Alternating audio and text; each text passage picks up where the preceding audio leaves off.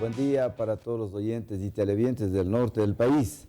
Somos los medios de comunicación de la Universidad Técnica del Norte. Le transmite nuestro programa Radio Universitaria en la 101.1. Esta mañana nos visita el doctor Alex Hernández. Él es psicólogo educativo y orientador vocacional y también psicólogo gestáltico. Vamos a hablar de un tema que tiene cada vez en aumento, es sobre la ansiedad. Alex, buenos días. Qué gusto tenerle aquí. Doctor, siempre es un gusto poder acompañar este programa. Mire, Alex, ¿son sinónimos estrés y ansiedad? No, hay que diferenciar las patologías. El estrés puede ser un estado de tensión pasajero, que de pronto puede ser muy repetitivo. En tanto, la ansiedad es un cuadro un poquito más grave, un poquito más de pronto que lleva al ser humano a manejar un poco más de frustraciones, un poco más de dolores, hasta puede haber ya sintomatologías. La ansiedad ya manifiesta un estado de ánimo bastante afectado. El estrés puede ser pasajero, el estrés puede ser de a momentos, la ansiedad casi es permanente. Entonces queda claro, no es lo mismo estrés que ansiedad. Probablemente el uno lleva al otro, ¿no es cierto? El estrés puede ser el inicio, ¿no? Sí. El estrés puede ser uno de los motivos iniciales, el cansancio, el agotamiento físico, dentro también de las preocupaciones. Entonces eso desencadena algunas ansiedades. Existen algunos cuadros clínicos que nosotros manejamos dentro del consultorio, en la cual la ansiedad hoy en día está ganando terreno. Antes teníamos cuadros, es que todo tiene un proceso, ¿no? La preocupación es innata. Pues yo me puedo estar preocupado en este momento por cualquier circunstancia que esté pasando en mi vida. Y esa preocupación se puede agravar cuando de pronto los visos de solución están un tanto lejanos. Entonces puedo entrar en un periodo de estrés, ¿no? Y cuando esto ya no puede ser manejable, ya aumenta un grado y ese grado se llama ansiedad. Entonces, el estrés sería una sobrecarga externa. Exacto. Estoy atravesando situación económica, es una sobrecarga externa, una preocupación. Y la ansiedad sería ya una respuesta interna, ya más es complicado. más complicado Está todavía. comprometido mis emociones, mis sentimientos, está todo. mi comportamiento. Viene a alterar los procesos psíquicos. ¿Cuáles son estos? De pronto hay mayor temperamento, hay mayor fuerza de ira, ¿no es cierto? Entonces, todos esos vienen a ser agravantes, esos factores agravantes. La ansiedad afecta al entorno psicológico, afecta al entorno social sobre todo. Hay personas que de pronto comen mucho, hay personas que duermen mucho y no hay una razón biológica que le podamos explicar aquello. Entonces vienen a agravarse estos cuadros de presentación ansiolíticos. También se presentan también como un evento, ¿sí? Un evento. En un momento está bien y estoy, qué sé yo, disfrutando de una reunión social con mis amigos, con mis familiares y quiero salir corriendo, ¿no es cierto? Pero no me explico por qué. Entonces, eso es un evento ansiolítico, es un cuadro de ansiedad aquello.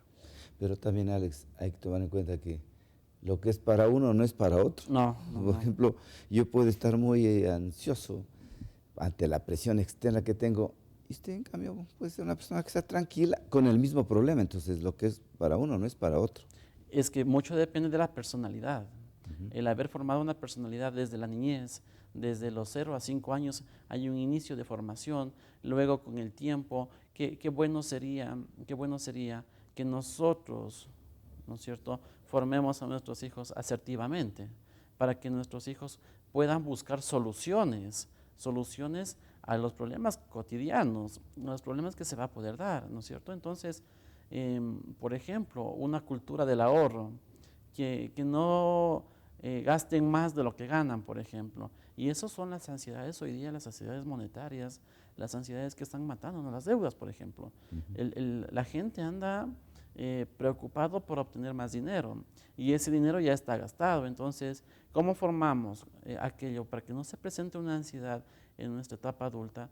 Una cultura, qué sé yo, resiliente a las edades tempranas, ¿no? Para que vayamos teniendo una cultura por ejemplo, del ahorro, que no la tenemos. Entonces, nos evitaríamos hoy día una ansiedad monetaria que estamos viviendo y que cada vez es más fuerte. Hoy día gasto más de lo que puedo ganar, ¿no es cierto? Entonces viene a convertirse en una preocupación y esa preocupación desmedida viene a convertirse en una ansiedad. Y de hecho las personalidades son aquellas que forman y forjan una solución. Pero si tenemos una personalidad de pronto que es muy débil, muy tenue, ¿no es cierto? Y se presenta una dificultad, no la va a poder solucionar, por más problema simple que sea. Porque esto es explicable, como dice, te ahogas en un vaso de agua. Es que su cerebro ha perdido su pensamiento y tridimensional. Estamos viendo solo hacia un lado. ¿Hacia un lado cuál es? Fracaso. Entonces ahí vienen nuestros dolores mentales y nuestra alteración psíquica en que no voy a poder. Ujú. Algún momento le preguntaban a Dalai Lama, decían, ¿qué es lo que le preocupa de la humanidad? Dice, el hombre que se mata, no es textualmente, estoy interpretando lo que yo le comprendo de las palabras de Dalai Lama, dice, se mata, pierde su salud por conseguir dinero, conseguir dinero a costa de dañar su salud. Y después tiene que gastar ese dinero para recuperar la salud, recuperarse. Entonces, siempre vive pensando en el futuro, en acumular para el futuro, y no vive el presente. Y ese es un grave error. Estamos completamente equivocados en la noción de bienestar. Por ejemplo, hoy día, por trabajar mucho, de pronto no desayunamos, no almorzamos. Por trabajar mucho no tengo tiempo de caminar. Por trabajar mucho no tengo tiempo, qué sé yo, de respirar adecuadamente. Entonces, es muy cierto aquello que dice que hoy día trabajamos porque la juventud es mano de obra, ¿no es cierto? La juventud es mano de obra y es útil a la industria. Entonces tratamos de aprovechar desde los 18 años que de pronto ya podemos ejercer, ¿no es cierto?, un oficio, una labor, hasta los 35 años. Es decir, doctor, que tenemos 17 años en la cual sufrimos una sobreexplotación. Hay personas que de pronto tienen una ocupación y no una profesión, ¿no es cierto? Entonces, ellos tienen que exigirse el doble. Entonces, ¿cómo solucionar este pensamiento? ¿Cómo solucionar esta gran dificultad? Pues es la educación. Es la educación y que en un momento los profesionales vayan formándose. Pero tenemos que tener profesionales humanistas, porque ¿de qué nos sirve tener profesionales que vayan a estarse exigiendo y trabajando 20 horas, descansando 4? ¿No es cierto? Entonces, si vamos a trabajar hoy día con estas esferas de presión, porque vienen como a amotinar nuestro pensamiento y no nos permitimos ni siquiera expresar nuestros sentimientos, porque estamos convirtiéndonos en máquinas. Máquinas de hacer dinero. Nada más, ¿no es cierto? Estamos convirtiéndonos en máquinas y estas máquinas cada vez están sufriendo un desgaste. Si las máquinas robóticas tienen que cambiar el aceite para que sus engranes no se degraden, y nosotros, ¿no es cierto? Y el ser humano, ¿cuál es este cambio? Entonces, pensamos, ¿no? Hoy día esta semana he trabajado, qué sé yo, 30 horas en una labor que de pronto ni me gusta, ¿sí? O de pronto hice mi obra y tampoco me pagaron por ella, y llego a casa y tengo problemas con mis familiares porque no tengo para surtir el alimento, no tengo para pagar de pronto los arriendos. Entonces, esta válvula que se convierte en trabajo, ¿no? Hay estrés laboral, que es normal, ¿no es cierto?, en cierto margen. Pero cuando este estrés se convierte ya en una quemazón, porque es un burnout, es una quemazón, es sentirse quemado, es sentirse agobiado, es ya no querer ir. Entonces, estoy ansiolítico en mi trabajo y llego a casa y me encuentro con mi hijo enfermo y me encuentro con mi mujer que no tiene que cocinar. Entonces, estos cuadros se vienen agravando. Y para solucionarlo, voy y me tomo un licor, una cerveza. Entonces, lo empeoro todo y de ahí vienen de pronto estos sentimientos de ya no querer vivir, ¿no es cierto? Vienen estas ausencias de la felicidad en la vida. ¿Y para qué vivir si no me siento adecuado? ¿No es cierto? ¿Y para qué vivir si todo me sale mal? Y en realidad es como uno se vaya forjando su propio futuro, ¿no? Les tenemos una pregunta, dice, ¿se pueden presentar cuadros de ansiedad en adolescentes por causa de enamoramiento? ¿Qué debería hacer al respecto? Gracias. Se presentan cuadros de ansiedad primero en autoaceptación. El adolescente trabaja en el yo interno, ¿no es cierto? Está autoaceptándose. Y nuestros adolescentes tienen la predisposición a obsesionarse. Entonces hay que saber manejar mucho lo que es los sentimientos y el amor. Hay que manejar las emociones. Los adolescentes hoy en día están teniendo procesos adictivos. ¿Cuáles son estos? A una serie de sustancias, pero también a los sentimientos están haciéndose adictivos. Entonces tenemos que enseñarles a manejar adecuadamente sus emociones. Hay que enseñarles a manejar la distribución del tiempo, hay que enseñarles a manejar la distribución sentimental y los patrones familiares, sociales de enamoramiento. Entonces, en este caso, hay que enseñarle a cómo manejar un cronograma sentimental, porque las obsesiones también son aquellas tendencias que yo solo quiero estar de pronto pegado a un teléfono o quiero estar pegado a una red social para estar comunicándose de pronto con la novia, ¿no es cierto? Y está solo ahí y se convierte en una adicción también tecnológica. O sea, hay que educarnos. Yo le decía, cómo un adolescente no poder hacerlo un adolescente resiliente, ¿no es cierto? Y esa es la solución, que sepa manejar los tiempos, sepa manejar las emociones y sepa quererse, el yo sobre todo. Entonces, yo estudio, yo me enamoro, yo familia. Y cuando estos campos se armonizan, encontramos una respuesta para aquel muchacho que se llama bienestar. Entonces, el proceso es educativo desde edades tempranas. Desde edades tempranas. Desde edades tempranas, porque por el amor sufren, por el amor cometen errores y conductas muy poco inteligentes y hasta autolíticas. Exacto. Eso es muy grave, ¿no es cierto? Entonces, los padres de familia tienen que desde edades tempranas educarle al niño en cómo afrontar un problema, cómo ser resiliente, cómo tomar el toro por los cuernos, ¿no? ¿Qué hago ante esta situación? A ver, mijito, ¿qué haría usted en este caso si se pierde en una ciudad? Pues el niño tiene que estar preparado a llamar al 911, pedir ayuda a un señor policía, pedir ayuda a una persona que le dé protección. Entonces, educarles en estos problemas, y mucho más al adolescente. El tema del amor debe ser tratado en los colegios por los psicólogos, porque hay muchos tipos de amores, ¿me entiendes? Esos amores obsesivos, esos amores manipuladores, esos amores chantajistas, esos amores machistas, esos amores posesivos, pero imagínense la cantidad de amores es que también hay que diferenciar el amor de las pasiones, y las pasiones, educar para una adecuada expresión de sentimientos. Aquí nosotros no sabemos expresar nuestros sentimientos, primero de pronto por machismo, ¿no? De pronto por cobardía, o porque qué dirán. Entonces, el amor sufre apasionamientos, ¿no es cierto? Y estos apasionamientos generan obsesiones. Yo puedo tener un amor apasionado, pero un amor apasionado sano, ¿no es cierto? En la cual yo respete el tiempo suyo y aproveche el tiempo compartido, por ejemplo, en un adolescente, ¿no es cierto? Y eso es lo que debemos tratar de buscar, sobre todo en nuestros adolescentes. Hay niños que sufren ansiedad. Yo tuve un cuadro bastante grave de un niño que sufrió ansiedad por aprender las tablas de multiplicar. La presión, ¿no? La presión y sobre todo esto que muy pocos seres humanos nos acordamos que cuando nosotros pasamos, hoy día estamos en una edad adulta, pero fuimos jóvenes, fuimos adolescentes, fuimos niños. Y que hoy en día la respuesta fácil es, te doy todo, trato de darte todo, para que tú no aproveches. Entonces tampoco les dejamos equivocarse a nuestros niños, a nuestros adolescentes, pero esta equivocación tiene que tener seguridad. No puedo decir que se equivoque y termine con su vida. Tenemos que dejarles equivocarse, pero con una seguridad como base estructural de su personalidad. La personalidad del niño, del adolescente, ojalá del adulto, porque es aprendible. El ser humano es un sujeto que siempre aprende. Una personalidad férrea, pero relacionada con una personalidad resiliente.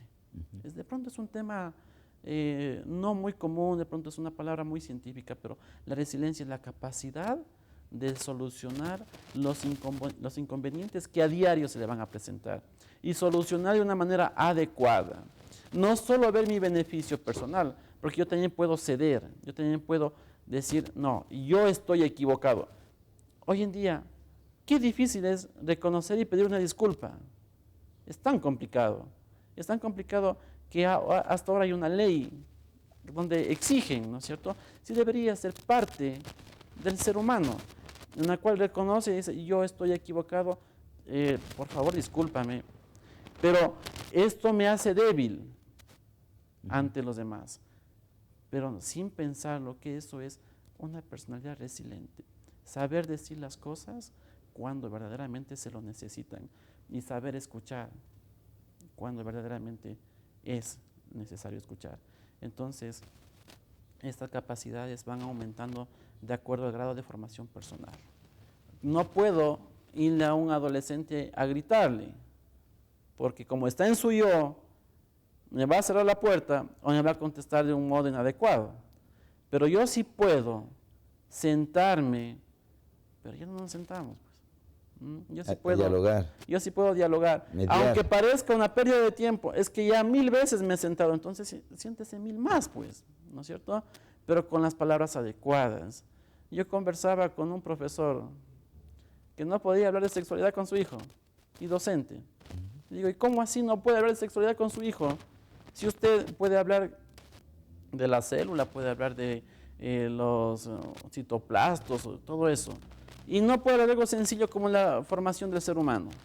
Entonces, estamos teniendo muchas contrariedades personales. Yo no puedo saber cuántas partes tiene la célula, pero sí puedo saber que mediante una relación sexual se embaraza, ¿no es cierto? Y yo puedo decirle que es mejor evitar las relaciones sexuales a corta edad, pero tenemos miedo. Tenemos miedo. ¿Por qué de pronto tenemos miedo? Porque yo me embaracé a los 16 años. Y entonces, ¿cómo puedo? Es que todo tiene que ser compartido. No pensemos en que mi hijo no debe sufrir. El sufrimiento también es educable, también se enseña a valorar. Entonces, los errores que ellos cometan tendrán que ser errores de buena fe. ¿Cuáles son esos errores de buena fe? Los que no pesan tanto en nuestra vida. Porque una cosa es que el papá sea un acompañante amoroso, ¿no es cierto?, que un autoritario con espíritu militar, o sea, que quiere, traspólalo, como lo trataban en los cuarteles, y quiere la misma formación llevar a la casa. O sea, ahora estamos en la época del diálogo, de la mediación y de poner determinadas actitudes muy autoritarias que el adolescente no le va a tolerar. O sea, tal vez yo le toleraría a mi papá que me trate mal, pero los de ahora cogen su mochila y nos vemos, se van donde les parezca. Y cuando castigamos, ¿no? Por ejemplo, nos excedemos o no lo tomamos en cuenta, y ahí no podemos poner límites. Claro. Porque al niño y al adolescente se le tiene que poner límites, que se llaman estos valores morales o normas de casa. Pero desde muy temprano. Claro, pero si yo soy el primero que trasgredo eso, ¿sí? Yo no le puedo decir, mijito, no tomes, porque eso te va a llevar de pronto a una enfermedad, qué sé yo, hepática en tu vida de tercera edad. Pero yo voy y cada fin de semana llego con aliento al alcohol, entonces, ¿qué predico? ¿Qué hablo? ¿No es cierto? Yo no puedo decir, hay que tratarle bien a las mujeres, hay que dejar de lado ser el machista, pero llego a casa y le trato a mi esposa como una empleada. Entonces, tengo mucho del que hablar, porque fácil es decir. Ahora, la percepción, porque nosotros somos seres perceptivos. Yo puedo sentir cuando de pronto, cuando era niño, cuando mis padres se disgustaban. Uno se percibe porque el ambiente de hogar es distorsionado, ¿no es cierto?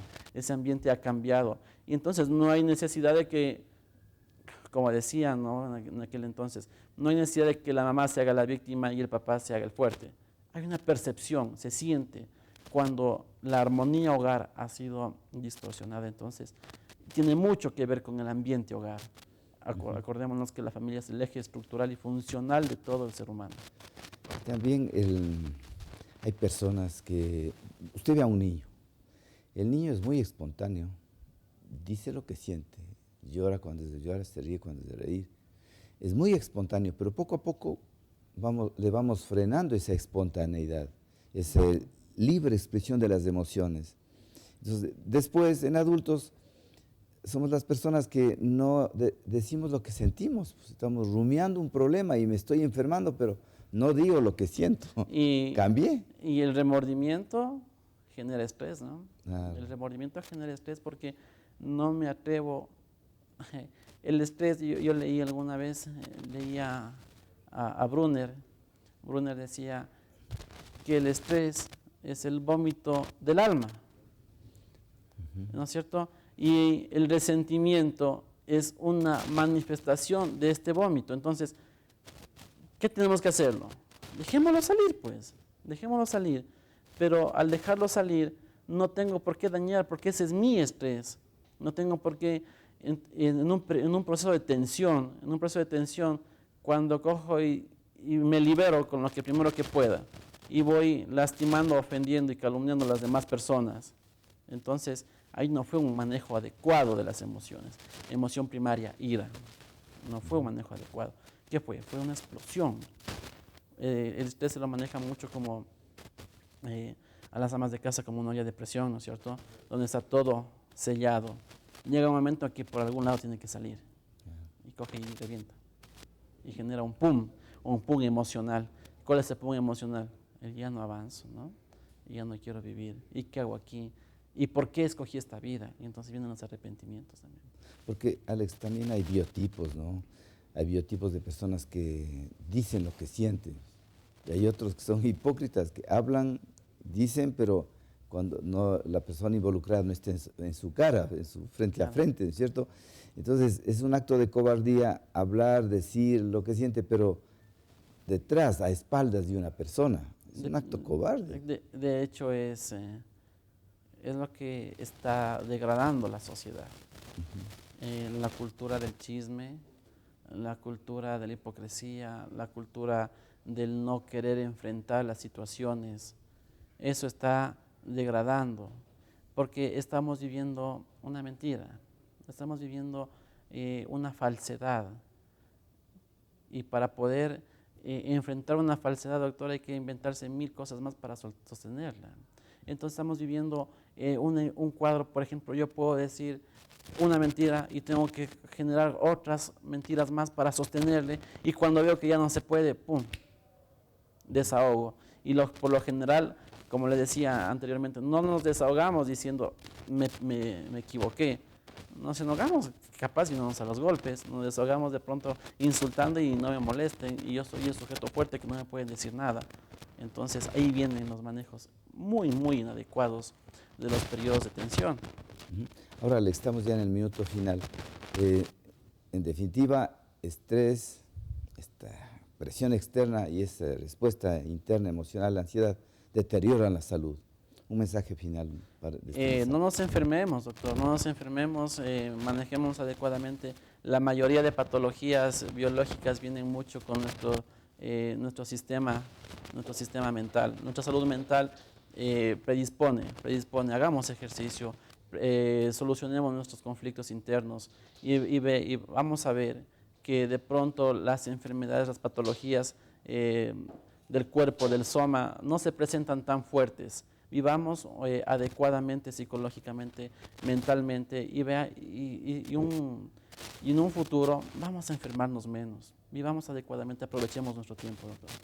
Ha sido Alex Hernández, doctor en psicología gestáltica y psicólogo educativo. El mensaje es, si usted no quiere deteriorar su salud, si no quiere enfermarse, pues trate de resolver sus problemas. Si no puede, busque ayuda. ¿En dónde está su consultorio, Alex? Está en Ricardo Sánchez y Atahualpa. Próximamente nos mudaremos, pero dejamos nuestro teléfono para cualquier consulta. Muchas gracias a ustedes que nos acompañan día a día en nuestro programa. Este programa se reprisa luego del noticiero, 10:15 de la noche. Les esperamos el día de mañana con un interesante programa sobre los cálculos biliares.